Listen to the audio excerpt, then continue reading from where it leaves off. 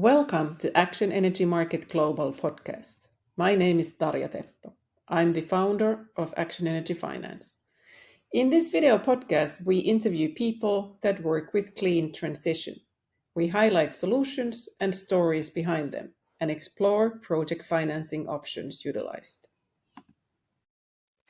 Okay, and today we got to podcast studio Mikko Valtonen from Next Sense. And I guess the company has changed name rather recently. So this is, some may know the company with the name Edge Next. And within Next Sense, Mikko is the VP of Global Operations, and during Edge Next, he was the CEO of the company. And so this sort of brings a nice bridge into how did you, Mikko, end up to where you are today? What brings you to the real estate, the wonderful world of real estate and sustainability and energy and all that jazz? So what's the story? You know, the good and the bad. Yes. First of all, thanks for having me. Great to be here. Long story short, I ended up with the sustainability technology field already in '99 when I founded my first company called Provenza together with a couple of my friends from the university. So I've studied business here in the University of Jyväskylä. And at the time, there was a program called Corporate Environmental Management, which was my major. And we started a business in '99 called Provenza. And the idea of that business was to automate and help companies report on their environmental and sustainability issues. I can't believe that it's been 25 years and I'm still doing more or less the same. But in a different setup. Changed. Since the 90s, right? Yes, so a lot has changed, and then there are things that haven't really changed.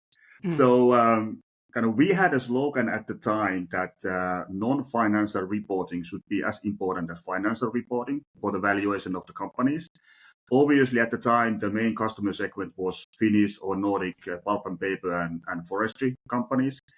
And they were obviously the forerunners in this whole sustainability movement at the time, or environmental movement, I should say. The GRI reporting was coming into place. There was the first GRI, Global Reporting Initiative reporting standard that was, I think, established. So we started a company, fresh out of university. We thought that we can conquer the world. Everything. How difficult can it be? Yeah. Yes, exactly. It can't be that difficult. And but Provenza was a great. It was a great story at the end of the day. So we started with 3 people. At some point, we had 35 people, and then we were back to 7 people, and really going back and forth. We raised 3 rounds of VC funding during my time as the founder and the CEO, and then merged with one of our competitors / partners 10 years after. And the company actually still exists, doing still non-financial reporting and data collection for major companies. But I then left the company, the new company, after my period of putting the merger together, or helping with the merger. And during that time, when we were selling our company Provenza, there was a company called BWise from the Netherlands, which was a GRC, so governance, risk management, and compliance software company, who was part of the discussions to maybe acquire us. Well, that never went through at the end of the day. But when I then posted on LinkedIn that, hey, I'm now out of that, my own business, then they reached out to me and said that, hey, we have this risk management platform for major corporations based in the Netherlands. Would you be interested in building the sustainability practice as part of that GRC platform? And then I did that. So I started traveling to the Netherlands and worked for BWise for, I think, 7 years altogether or something like that. They were headquartered in Rosmalen, of all places, in the Netherlands. So a couple of years, Nasdaq acquired the company, and Nasdaq obviously wanted to then expand the business, especially and then moved my family to Portland, Oregon for a couple of years. Which was an awesome experience. Looking back to it, living in the US with 4 little kids and trying to establish something from scratch. Obviously, we had the Nasdaq network, but what my role there was the especially business development and how do you get the first customers, the first partners, hire the first people, and so on and so forth. I did that for 2 years. Then I had a 2-year agreement with them, and they basically offered me to do the same in Brazil, in Sao Paulo. Well, like I said, I had 4 little kids, and Sao Paulo didn't look like a great idea at the time. So so we decided to come back to Finland. And, so you were thinking tropics or sort of exactly. the cold north? Back to Lake Päijät and Jyväskylä, where we are both from with my wife. So we decided to come back home. And then I joined a local energy management company here in Jyväskylä at the time called Energia03. And again, a lot of mergers and acquisitions and twists and turns. And after a couple of years of that, I was recruited to become the CEO of a company called Nuuka. And Nuuka is obviously a real estate energy management company using AI as well. I think that business. When I joined the company, we were very small, about 7 people, 8 people. But we were able to start a real good growth path with that business. Signed a couple of big new customers, and one of the customers was a company called Edge Technologies in Amsterdam.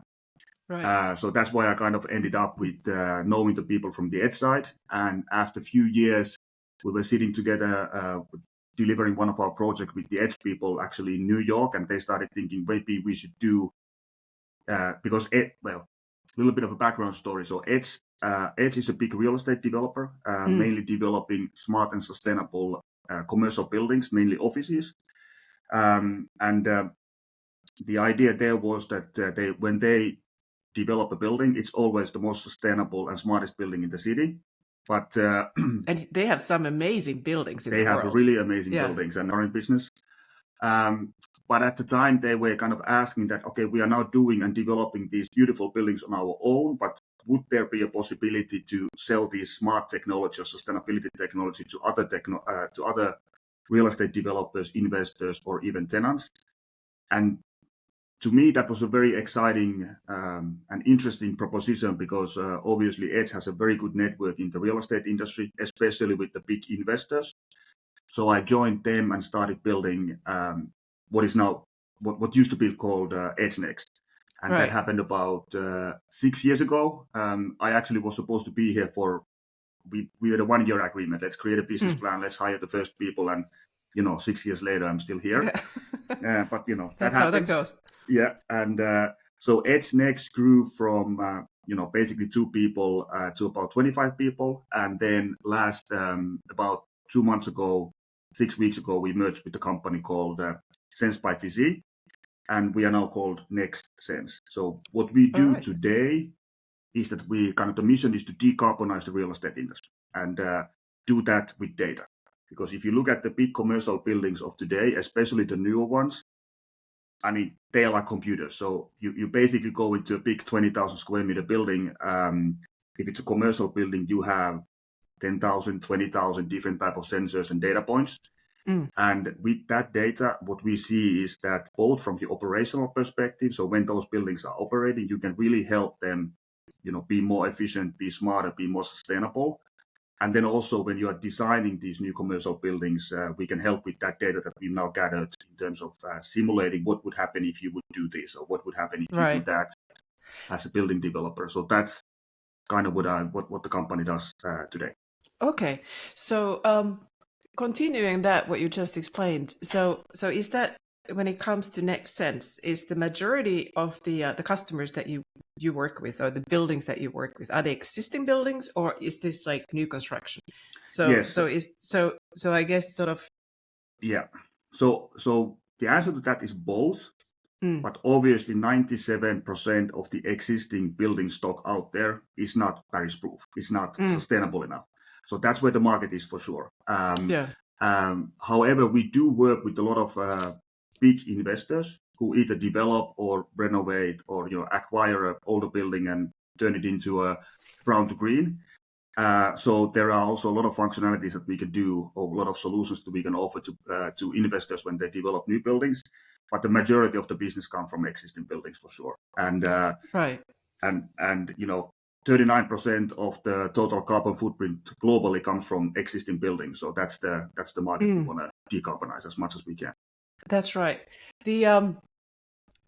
taking on that, what you said, turning from brown to green. So when it comes to, say that you have a new customer, complex building, big real estate developer or owner, the what are the steps when Next Sense comes into the picture? So I mean, you talked about sort of the role of data. But what actually happens from if you take a company from brown to green? Does it just go with data, or does something else need to happen? Yeah, well, what our role in that process is that if let's say you have a big real estate investor and a portfolio of 10 buildings, or let's say 20 buildings. So most of them are obviously existing buildings already.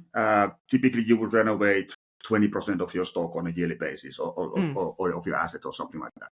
So what we do is we try to connect to the whole portfolio and really see where the ROI is the best in terms of saved carbon footprint or saved kilowatt hour.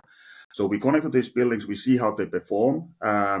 We see if the HVAC system needs tweaking, or if what can we do operationally to get the low hanging fruits.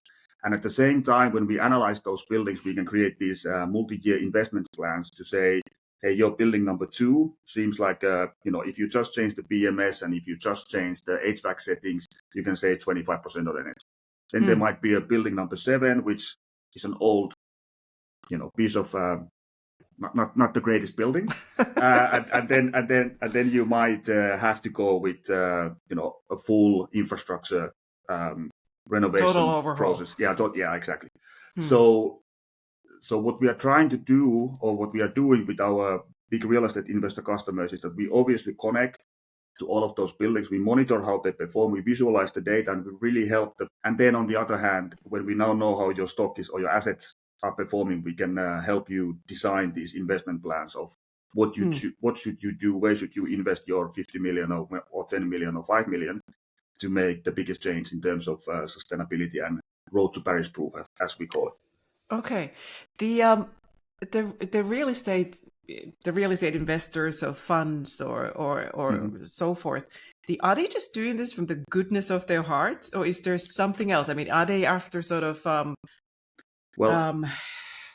that they can put the Paris proof sticker somewhere, or what's driving them? And maybe sort of looking back to trying to tie that back what you talked about 20 plus years ago when you founded Proventia. So has something changed there? I mean, is this really sort of trying to save the world, or is there something else involved? Well, obviously, we would all wish that it's because from the goodness of it's mostly not the reality. However, the biggest drivers there are that if you are a major tenant, you want to now operate in a building that is sustainable. Because if you want to attract the best talent in the world, I mean, younger people actually do care what type of a company they work for. And then one of those things is your main office, obviously, or your main workplace. And if you want to sign a 5-year, 10-year lease agreement with global tech companies, for example, they these days bring the pressure on the investors to make these buildings as good as possible. So that's, I would say, the biggest driver. However, there are also a lot of cost-saving possibilities. If you can save 20%, 30% on your energy costs, for example, I mean, that's a big driver. So that for sure is, I think the market is definitely moving to the right direction. However, the speed of the market could be accelerated significantly. I mean, there's still a lot, 10 years or so. It's never about the technology at the end of the day. I mean, technology exists. There's so many companies who do great things in technology, but how you can actually make the change in this very complex environment or complex market where you have the investor, the property manager, the asset manager, the facility manager, the tenants, all those different stakeholders, how can you make that change so that people actually act upon the data that a lot of these companies like ourselves provide? Yeah, I mean, that's an excellent point. I mean, what if you would need to point out what's the magic? I mean, of course, there's no magic involved, but trying to bring these different stakeholders together and also sort of elevating the voice of the tenant. So if you would need to pick a few things that you've noticed that has worked within Next Sense or in previous things. Yeah, I think from the investor's perspective, especially, I mean, it's now very obvious that if you have a smart and sustainable building in your city, you can get a higher rent. I mean, it is as simple as that. You can just get a better tenant with a more long-term commitment, with little bit higher rent, because your building is better than the building next door. So there's an obvious, financial gain that you can make if your building is example. So I mean, that's kind of the simple answer. And then the other answer of that is that a lot of these assets are evaluated by what type of certificates they get, or do they have a BREEAM, or do they have a WELL Excellence, or whatever these certificates. I'm not sure if I'm supposed to say this from a solution provider perspective, but who cares about the WELL certificate or the BREEAM certificate? I would argue, because you get that certificate on your on your wall in day one when the building opens, and then what happens? I mean, so what we are really trying to say is that there should be basically two different measurements that you should look at. You should look at your energy, if you want to be a Paris-proof or sustainable building. Let's forget about the wellness and the other parts for just a second. What is your operational kilowatt hour consumption per square meter per year? Is it under 70 kilowatt hours, for example, which is the Dutch Paris-proof level? And how much embodied carbon has gone into that building when it's been built? Yeah. And can you lower that number to 500 or less, for example? Yeah. And obviously these different thresholds vary between countries and regions and so on and so forth. But it's great that you have that BREEAM Excellence. It's great that you have the WELL Platinum, whatever certificates, but they don't really measure the things that we think we should measure, which is sort the of energy on continuous consumption. basis. Yes. Yeah. And especially if, as we all know, we have a huge challenge in this whole climate change issue, and already we are now above that 1.5 Celsius target of Paris Proof if you look at the number from last year. So why would I mean, yes, I need to worry about BREEAM and wellness because there are other drivers of that, but shouldn't we only focus on the energy consumption and sustainability metrics, which are pretty easy to gather at the end of the day. Yeah. So it's more like going from static to dynamic. So the what you just explained makes me think, because you sort of explained that the tenants are one of the driving forces, and I'm assuming that they want to use it in their in their customer communications, digital marketing. Do you see that that's actually happening, that they are sort of actively utilizing that data, or do you see that there's improvement that has happened in the space, or if you want to sort of like point out like somebody, some company that's doing an excellent job in this and sort of capitalizing on this, highlighting these? Well, I mean, one of our customers is Microsoft, and I need to be careful what I say here,